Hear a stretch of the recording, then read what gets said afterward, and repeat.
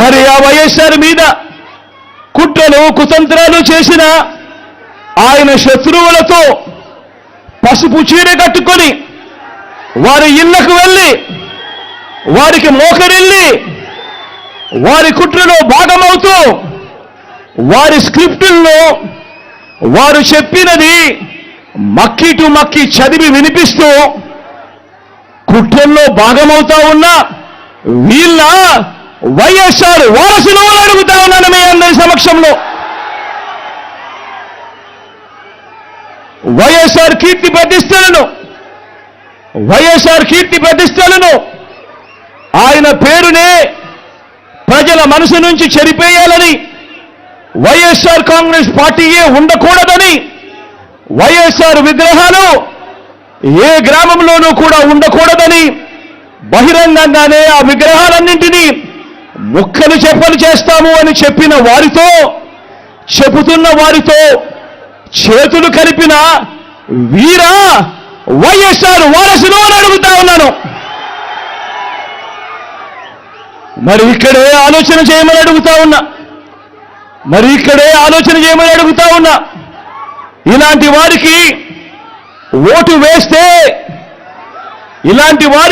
వేస్తే వైఎస్ఆర్ లెగసీకి ఓటు వేసినట్ట, లేక ఇలాంటి వారికి ఓటు వేస్తే వైఎస్ఆర్ పేరును కనబడకుండా చేసే కుట్రల కార్యక్రమానికి ఓటు వేసినట్ట అన్నది ప్రతి ఒక్కరూ కూడా ఆలోచన చేయమని కోరుతా ఉన్నా.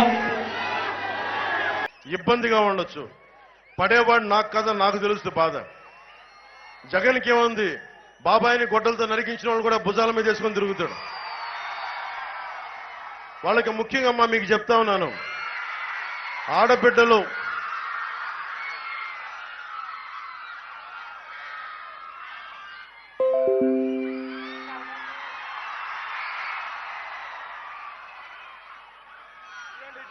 కెమెరాస్ అన్ని అట్టున్నాయి, అది సమస్య.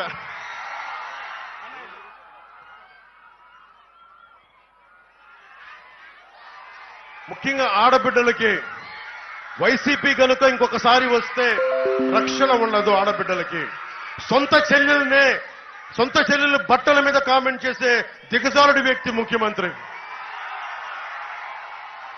చెల్లెల బట్టలు ఎవరన్నా చూస్తారా? రంగుల్ని ఏమన్నా అంటావా? పచ్చదనం గ్రీన్ కలర్ చెట్లు ఉంటే కూర్చోబెట్టి ద్వేషంతో మనం పచ్చని చెట్లను చూడటం మానేస్తావా? పసుపు రంగు చొక్కా వేసుకున్నారని చెప్పి బంతిపూలని దేవుడి మెడలో దేవుడికి విగ్రహానికి వేయడం మానేస్తావా? అరే ఎవరు ఏ బట్టలు వేసుకుంటే ఏంటి? ఇది దిగజారుడి వ్యక్తి. చూడండి, నా ఇంట్లో చంద్రబాబు గారి భార్య సతీమణి అన్నాడు, నా భార్యను అన్నాడు, నా వ్యక్తిగత జీవితాన్ని తిట్టాడు. ఈ రోజు అన్ని దిగజారిపోయి తనతో తోపుట్టిన చెల్లెలను తిడతా ఉన్నాడు. వివేకానంద రెడ్డి గారి ఆయన కూతురు గారిని తిడతా ఉన్నారు. దీన్ని బట్టి అర్థం ఇదొక్కటి. ముఖ్యంగా ఆడబిడ్డలకి భద్రత ఉండదు వైసీపీ నాయకులు వస్తే. వైసీపీ ఇంకోసారి మీరు ఓటేస్తే యువతకి చెప్తున్నాను, మీకు ఉపాధి అవకాశాలు ఉండవు. రైతులకి చెప్తున్నాను, మీకు గిట్టుబాటు ధర రాదు, మీకు సాగునీరు సమస్యలు తీర్చరు. అన్నిటికంటే డేంజరు అతను వస్తే మీకు ఈ రోజున ఇది చూడాలి, ఈ ప్రతి డిజిటలైజ్ చేస్తా ఉన్నాడు, పట్టా పుస్తకాలు ఉండవు. అదే సమయంలో ఓ వైఎస్ఆర్ ఓ జగన్ మీద లేనిపోని ముద్రలు వేసి దెబ్బ తీయటానికి ఓ బాబు, ఓ ఈనాడు, ఓ ఆంధ్రజ్యోతి, ఓ TV5, ఓ దత్తపుత్రుడు, ఓ వదినమ్మ, వీరంతా ఎంతో దుర్మార్గంగా ప్రయత్నిస్తున్నారు. మీరే చూస్తున్నారు కదా, వీరి కుట్రల్లో మీరందరూ కూడా చూస్తున్నారు కదా. వీరికి తోడు ఈ మధ్యకాలంలో కొత్తగా వైఎస్ఆర్ వారసులమని మీ ముందుకు వస్తా ఉన్నారు. వారి కుట్రలో భాగంగా నేను అడుగుతా ఉన్నా ఈరోజు మీ అందరి సమక్షంలో, ఆ మహానేతకు ఎవరు వారసులో చెప్పాల్సింది ఎవరు అని అడుగుతా ఉన్నాను. చెప్పాల్సింది ఎవరు అని అడుగుతా ఉన్నా. ప్రజలు కాదా అని అడుగుతా ఉన్నాను. ఆ వైఎస్ఆర్ని ప్రేమించేవారు కాదా అని అడుగుతా ఉన్నాను. ఈ సందర్భంగా మీ అందరితోనూ కూడా ఒక్క విషయం ప్రతి ఒక్కరిని కూడా ఆలోచన చేయమని కోరుతా ఉన్నా. ఆ దివంగత మహానేత మీద, నాన్నగారి మీద కక్షపూరితంగా, కుట్రపూరితంగా ఆయన చనిపోయిన తర్వాత ఆయన మీద కేసులు పెట్టింది ఎవరు? ఆయన కుటుంబాన్ని టార్గెట్ చేసింది ఎవరు? ఆయన పేరును చివరకు సిబిఐ ఛార్జ్ షీట్ లో కూడా పెట్టింది ఎవరు? ఒక వైఎస్ఆర్ లెగసీని, ఒక వైఎస్ఆర్ ను ఉండకుండా చెయ్యాలని చూస్తా ఉన్నది ఎవరు?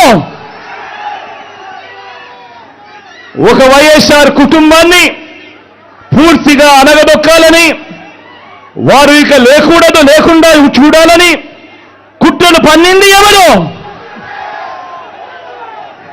ఇవన్నీ కూడా పులివెందుల ప్రజలకు తెలుసు, వైఎస్ఆర్ జిల్లా ప్రజలకు తెలుసు. తెలుగు నేల మీద ఉన్న ప్రతి ఒక్కరికి కూడా ఇవన్నీ సంగతులు తెలుసు.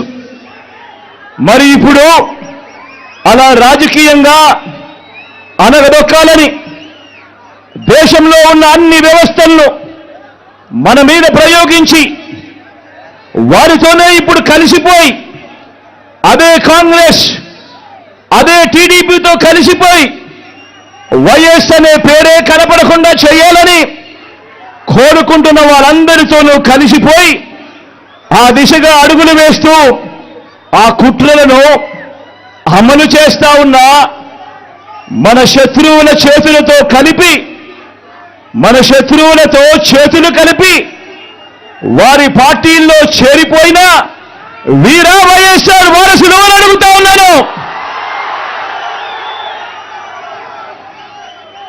ఒకటి ఆలోచన చేయమని కోరుతా ఉన్నా మీ అందరితో కూడా. వైఎస్ఆర్ గారు బతుకున్నంత కాలం ఎవరితో పోరాటం చేశారు అని చెప్పి ప్రతి ఒక్కరూ కూడా ఆలోచన చేయమని కోరుతా ఉన్నా. వైఎస్ఆర్ను ప్రతి గ్రామంలో అభిమానించే ప్రతి అభిమాని, వైఎస్ఆర్ను ప్రతి గ్రామంలోనూ అభిమానించే ప్రతి కార్యకర్త ఎవరితో యుద్ధం చేశారు అని చెప్పి ఆలోచన చేయమని కోరుతా ఉన్నా.